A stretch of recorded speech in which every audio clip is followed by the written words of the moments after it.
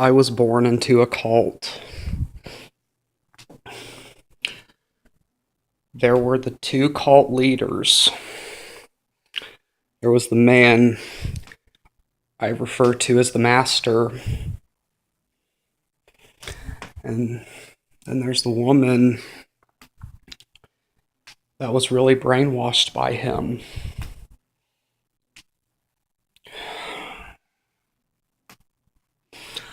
Um, I had a brother. I had a cult brother too. The master was a really bad alcoholic when I was growing up.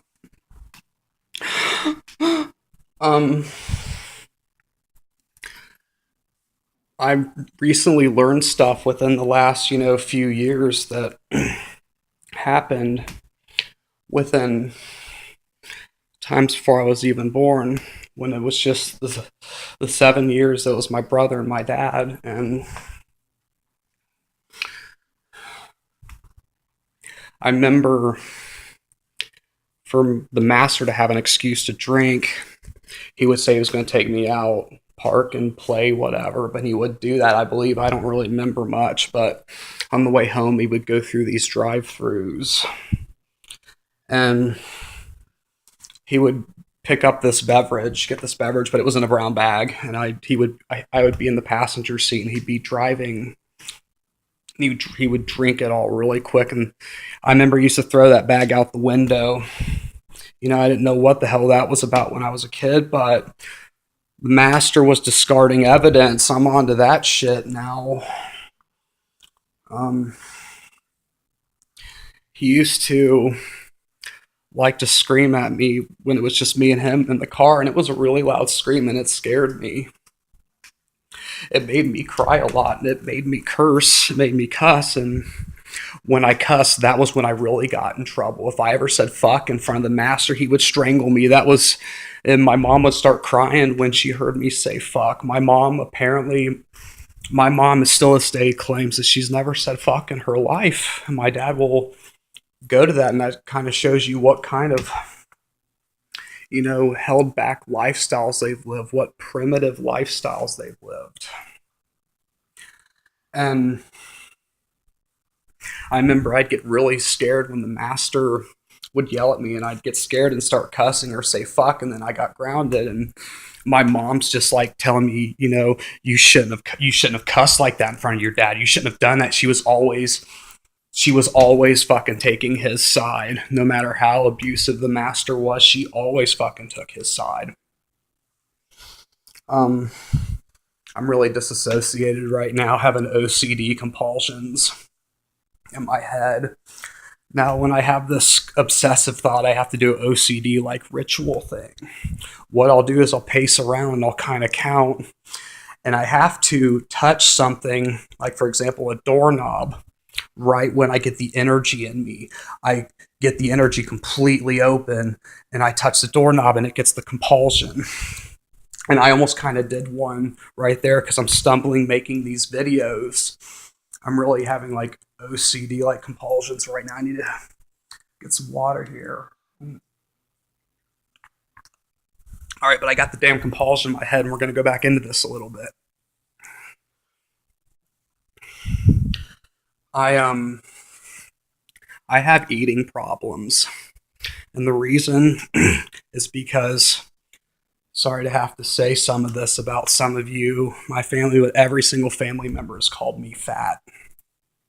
I've never weighed more than 180 pounds, and I always felt guilt about eating, and eating was a fucking privilege.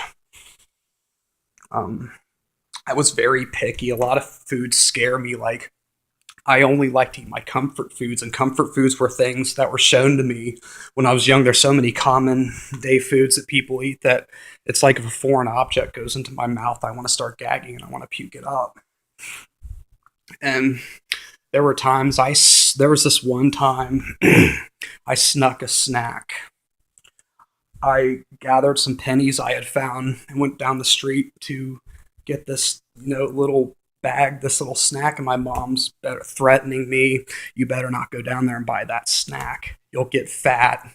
My dad said, you'll get fat. So I kind of snuck behind her back and even took this side way. I had this whole thing. I was doing all these secretive things around my parents because they were so strict. And I went to the store and paid for that thing. And as soon as I walked out, my mom was across the streets, watching me. My mother, when I was 9 years old, stalked me just because I wanted to go down the street and get a little bag of chips. I'd do it behind their back because I'd hear you're fat. I still have eating issues to this fucking day. Apparently, I vomit. I induce vomiting a lot more. I thought it was normal to induce vomiting as much as I did, but Tiki told me I induce vomiting to puke way more than a normal person. I guess that would be a form of, bulimia. But when you're a kid and the people raising you are making you fucking want to, diet and shit like that, and they're fucking worried about being fat at 8 years old, you have fucking failed. I was born in 1983, but I was raised like I was living in 1953. And I was not allowed mentally to go past 1959. Even well after 2000, I was not allowed to evolve past 1959. My dad, the master, was stuck in the 50s, and anytime I tried to be a normal child within the time period, the decade I was growing up, the 90s, I could risk getting strangled. If my dad's upset, if the master's upset, then the mother will start crying, and then you feel guilt from the mother crying. It's like the dad is making the mother cry to make you feel guilty. My mom always taking his side. My dad could have fucking strangled me right in front of her. Well, that's right, he never did that when anyone else was around. He made sure I was isolated from the world before he did a lot of that stuff. He's really smart and really good at hiding things, and everyone in Dayton loves him and wants to give him fucking hand jobs. And fuck him. Fuck the cult master. Fuck the master. You are fucking dead to me. Your little servant is fucking dead to me too. And it's funny because ever since in the 1 year I've lived here with Tiki, I've grown more than the past 32 years before that. I have eating problems, and she's the one that was able to. I'm eating a little better and eating more and learning new things. And what's the one thing that's different? And it's her.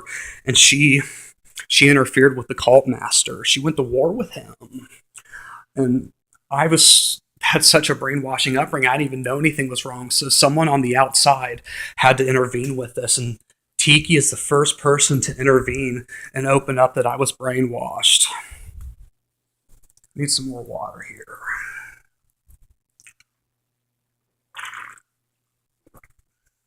I had an altercation with these two people a couple days ago.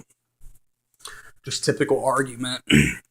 I realize I can't even visit over there anymore without being so angry that I want to lash out. So I'm permanently trying to get away from them. They scare the shit out of me. I want away from them. Thank God I have Tiki protecting me from them. Thank fucking God. She is an angel.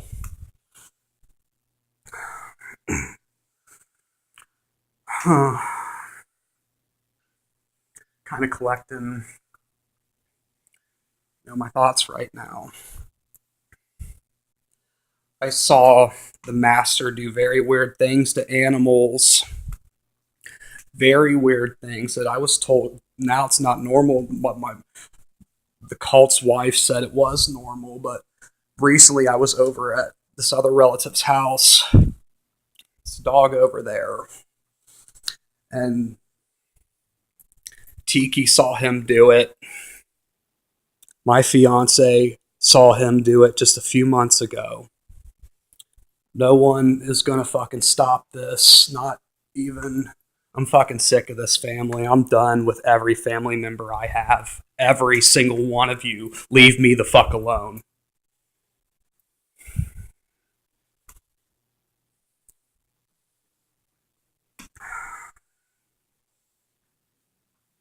he can do whatever he wants and get away with it. I just want to get the fuck out of this continent. He's the sole reason I want to get the fuck out of this continent. I need away from him and his evil fucking energies and his evil powers. When you look schizotypal up and you get the, trying to think of what that section is, the causes.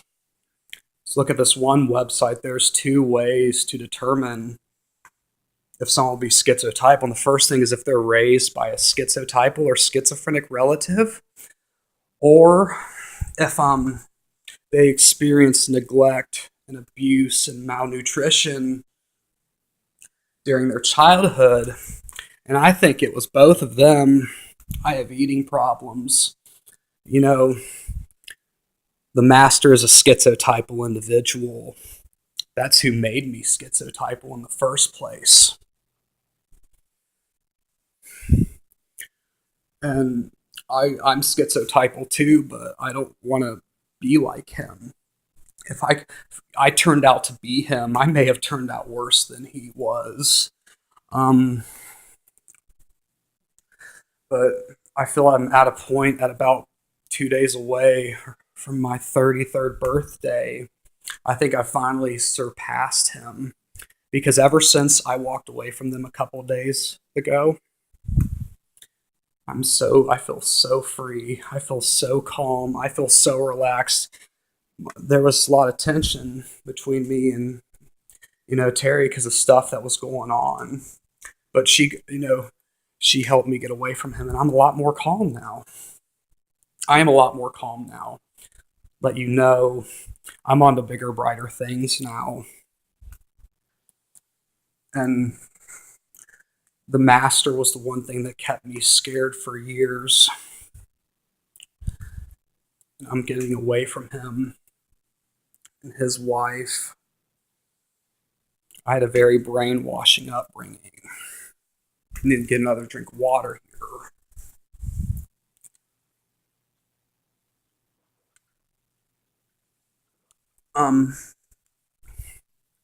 All right. I had another family that was very what's known as Pentecostal Christian. I remember a couple times a year, a few times a year, I'd go to church with them. I remember at this church just sitting there as a little boy, and there were people running around talking about this Jesus guy and saying his name. And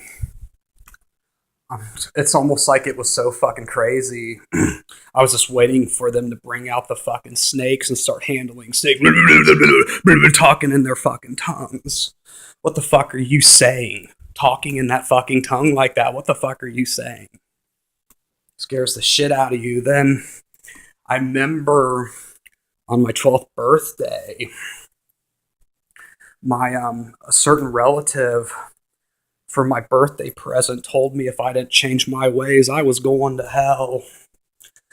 Now, when you're a 12-year-old boy and you're in your innocence, and someone tells you about a place called hell that you're going to if you don't change your ways, I've never been the same since that. That was the moment my innocence was ripped away from me. I knew right after that, I was like, I'm in fucking trouble here. Something's wrong. I have something wrong with my head. I'm really fucking scared. And no one fucking gets me. That was the moment I became what's known as an anti-Christian. I still feel that way. Now here's the thing, all right? I'm a lot more open-minded than I was, If that's what makes you happy and that's what makes you feel better, do it. But let that, that's your thing, okay? Just do it. But when you're an adult and use your religion to scare a child, you're a child abuser. All the Christians out there that tell their kids they're going to hell, Christianity is some fucked up, evil bullshit, and I've been abused by it. Looking at the fact that I have native roots in me And I'm sitting at a Pentecostal church with native roots in me, having this bullshit fed down my throat. You know, native part of me doesn't believe in that. The native part of me believes in spirits and energies and positive energies and negative energies. God is an energy that flows in through the helix and the hourglass nebula. That's what the hell I believe. So,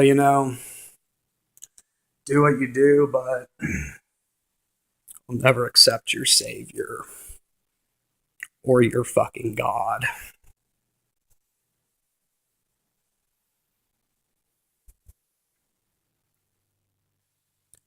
I think that's all I have to fucking say.